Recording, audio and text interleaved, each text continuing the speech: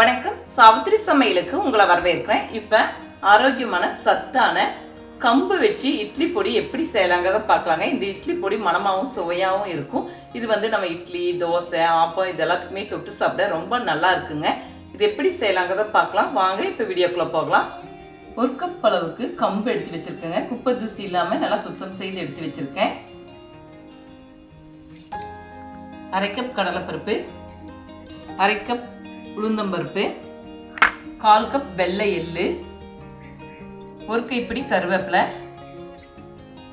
15 வரமிளகாய், தேவையான அளவுக்கு உப்பு, கடைசியா கொஞ்சமா பெருங்காயத்தூள் சேர்த்திக்கலாங்க. 1 டீஸ்பூன் அளவுக்கு. கட்டி பெருங்காயம் இருந்தா சிறிதளவு சேர்த்திக்கலாம். இப்ப 1 கப் கம்பு எடுத்து வச்சதை வெறும் கடாயில நல்லா மணம் வர அளவுக்கு மீடியம் ஃப்ளேம் வச்சு வறுத்துக்கலாங்க. கருகு விட்டுறக்கூடாது. உங்களுக்கு வறுக்கும் போதே நல்லா மணம் வரும். அதே மாதிரி கொஞ்சமா கலர் சேஞ்ச் ஆகும். பாருங்க, கம்பு வறுபடும் போது உங்களுக்கு நல்லா மணம் வரும். அதே மாதிரி நல்லா வறுபட்ட உடனே உங்களுக்கு அந்த சடச்சடன்னு சத்தமும் கேட்கும். பொரிஞ்சு வர மாதிரி சத்தம் கேட்கும். நம்ம அதிக நேரம் பொரியிற மாதிரி அளவுக்கு வறுக்க வேண்டியது இல்லைங்க. இந்த பக்குவத்துக்கு வறுபட்டு எடுத்துக்கிட்டா சரியா இருக்கும். இப்ப தட்டுக்கு மாத்திக்கலாம். அரை கப் கடலைப்பருப்பு, எல்லாமே மீடியம் ஃப்ளேம்ல லேசா செவந்து வர அளவுக்கு வறுத்துக்கிட்டா போதுங்க. கருக விட்டுறக்கூடாது. நான் ஒவ்வொரு பொருளும் வறுத்ததுக்கு அப்புறம் உங்களுக்கு காட்டுறேன். அதே பக்குவத்துல நீங்க வறுத்துக்கிட்டா சரியா இருக்கும். கடலைப்பருப்பு இந்த அளவுக்கு லேசா செவந்து வர அளவுக்கு வறுத்துக்கிட்டா சரியா இருக்கும். இப்ப தட்டுக்கு மாத்திக்கலாம். இப்ப அரை கப் உளுந்தம்பருப்பு, இதுவும் லேசா செவந்து வர அளவுக்கு மீடியம் ஃப்ளேம்ல வறுத்துக்கணுங்க. பாருங்க, உளுந்து இந்த அளவுக்கு லேசா செவந்து வர அளவுக்கு வறுத்துக்கிட்டா போதும். பாருங்க, இந்த பக்குவத்துக்கு வறுபட்டா போதும். ஒரு தட்டுக்கு மாத்தி சூடார வச்சுக்கலாம்.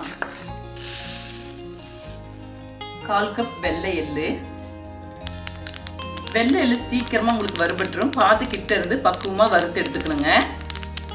இப்ப எள்ளு வறுபட்டுருச்சுங்க. தட்டுக்கு மாத்திக்கலாம்.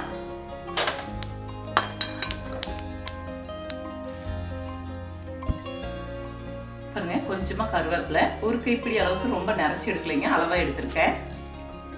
உங்களுக்கு கருவேப்பிலையில ஈரம் இல்லாம பாத்துக்கணும். பாருங்க, கருவேப்பிலை நல்லா வறுபட்டுருச்சு. பாருங்க, இந்த மாதிரி நல்லா மொறுமொறுன்னு வறுபடணும். தட்டுக்கு மாத்தி சூடார வச்சுக்கலாங்க. காரத்துக்கு நான் 15 காஞ்ச வரமிளகாய் எடுத்திருக்கேங்க. இதை வறுத்துக்கலாம். நீங்க கொஞ்சம் கூடுதலா காரம் விருப்பப்பட்டா ஒரு 5 வரமிளகாய் எக்ஸ்ட்ரா கூட சேர்த்திக்கலாம். வரமிளகாய் நல்லா வறுபடட்டும். இப்போ வரமிளகாய் நல்லா வறுபட்டுருச்சுங்க. தட்டுக்கு மாற்றி சூடார வச்சுக்கலாம். மிளகாய் சூடு ஆறட்டுங்க. அதோட காம்பெல்லாமே நம்ம கிள்ளி எடுத்துக்கலாம். இட்லி பொடிக்கு தேவையான அளவுக்கு உப்பு வறுத்துக்கலாங்க. அதில் இருக்கிற ஈரப்பதம் உங்களுக்கு சரியாகும். கல்லுப்பு தாங்க நல்லது. இந்த மாதிரி நம்ம வறுத்து சேர்த்திக்கும் போது சரியா இருக்கும்.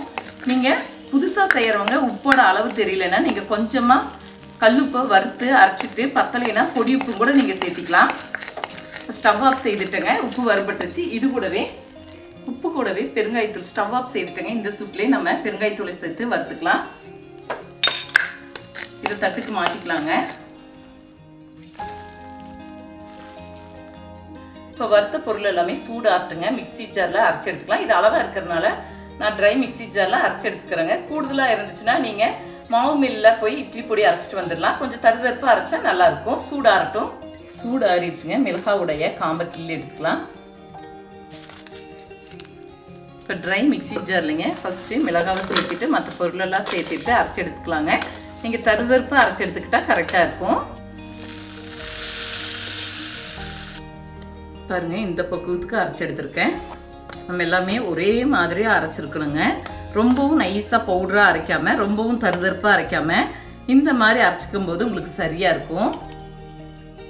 பாருங்க, கையில தொட்டு பார்க்கும்போது உங்களுக்கு தருதருப்பு இருக்கும். அதே மாதிரி உங்களுக்கு ரொம்பவும் நைஸாவும் இருக்காது. தட்டுக்கு மாத்தி சூடார வச்சுக்கலாங்க. இப்ப இட்லி பொடி நல்லா சூடாரிச்சுங்க. கண்ணாடி பாட்டில போட்டு வச்சுக்கலாம். ஈரம் இல்லாம பாத்துக்கணுங்க. இந்த இட்லி பொடி நல்லா மணமாவும் டேஸ்டாவும் இருக்குங்க. இது நம்ம ஒரு 3 மாசம் வரைக்கும் வச்சு சாப்பிடலாம். நல்லா இருக்கும். இப்ப அருமையா சுவையில ஆரோக்கியமான முறையில மணமான கம்பு இட்லி பொடி நம்ம செய்திருக்கோங்க. இது வந்து இட்லி தோசை ஆப்பா இதெல்லாத்துக்குமே வச்சு சாப்பிட்டா ரொம்ப அருமையா இருக்குங்க. நம்ம பொடி இட்லியும் கூட இதை வச்சு செய்துக்கலாம், டேஸ்டா இருக்கும். இதே முறையில செய்து பாருங்க. இந்த வீடியோ பிடிச்சிருந்தா லைக் பண்ணுங்க, ஷேர் பண்ணுங்க, சப்ஸ்கிரைப் பண்ணுங்க, கமெண்ட்ஸ் பண்ணுங்க.